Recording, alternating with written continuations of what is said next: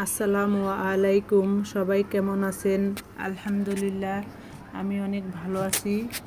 আজকে আমি আপনাদের সাথে শেয়ার করব কলিজা ভুনা। অনেকেই অনেক রকমভাবে কলিজা ভুনা করে থাকেন। আমি কিভাবে কলিজা ভুনা করে থাকি সেটাই আজকে আপনাদের সাথে শেয়ার করব। কলিজাটা আমি ছোট ছোট করে কেটে নিয়েছি। এখন একটু পানি দিয়ে হালকা সিদ্ধ করে নেব। অনেকেই বলেন কলিজাকেও সিদ্ধ করলে নাকি সব ভিটামিন চলে যায়। দেখুন, পানিটা গরম হতে না হতেই কলিজার ভিতর থেকে কিভাবে রক্ত বেরিয়েছে। আমরা যদি হালকা সিদ্ধ করে না নেই তাহলে কিন্তু এই রক্তটা শুদ্ধই আমাদের খেতে হবে, কারণ রক্ত খাওয়া কোনোভাবেই কাম্য নয়। সবাই চেষ্টা করবেন এভাবে হালকা গরম পানি দিয়ে কলিজাটা ভালো করে গরম করে নিতে। হালকা গরম করে নিলে কিন্তু পুষ্টি গুণাগুণ নষ্ট হয় না। এখন আমি কলিজাটা রান্না করে নেব।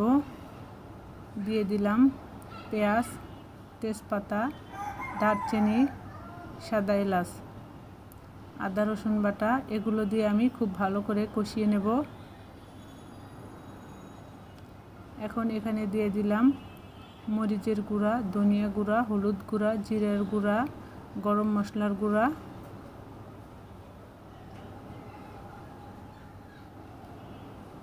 এখানে আমি একটু পানি দিয়ে কষিয়ে নেব, যেহেতু সবগুলো মশলাই গুঁড়া, পুড়ে যাওয়ার সম্ভাবনা আছে।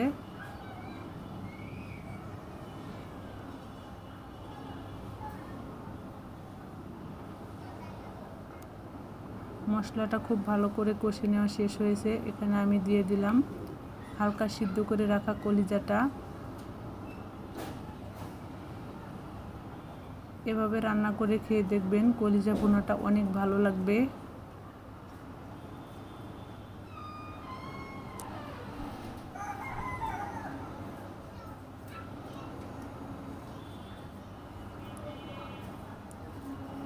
কলিজাটা ভালো করে সিদ্ধ করে নেওয়া শেষ হয়েছে। এখন আমি দিয়ে দিলাম একটু ঝোল।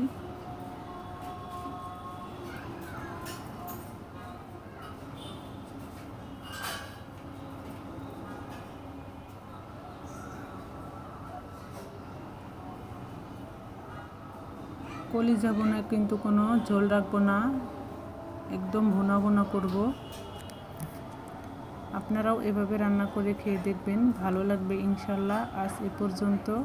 সবাই ভালো থাকবেন, সুস্থ থাকবেন, পাশে থাকবেন। আল্লাহ হাফেজ।